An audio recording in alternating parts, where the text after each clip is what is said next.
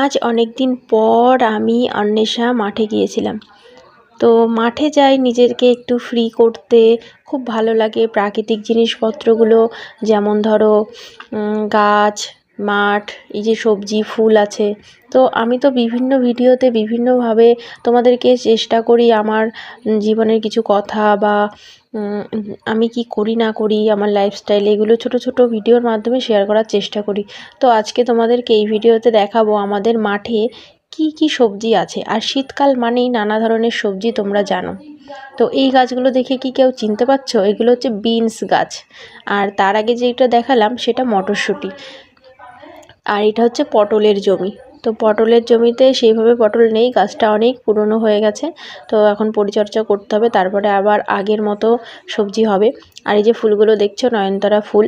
এই ফুলগুলো প্রত্যেক দিন সকালে বাবু আসে মাঠে, আর ফুলগুলো তুলে নিয়ে যায়। প্রায় 1 ঝুড়ি মতো ফুল নিয়ে যায় প্রতিদিন। আর আমরা এই ফুলগুলো দিয়েই কিন্তু ভগবানকে পুজো করি। তো আর আছে আমাদের ধনেপাতা মাঠে।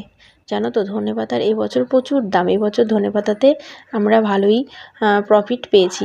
তো যাই হোক, সবাই কিন্তু কোনো না কোনো আশা, কোনো না কোনো স্বপ্ন নিয়েই সেই কাজটার দিকে এগোই।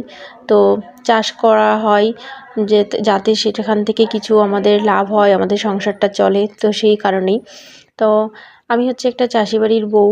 তো খুব ভালো লাগে এই সমস্ত জিনিস তোমাদেরকে শেয়ার করতে, তার জন্যই আর কি তোমাদের সামনে আসি। কেমন লাগলো তোমাদের এই ভিডিওটি অবশ্যই কমেন্ট করে জানিও। টাটা।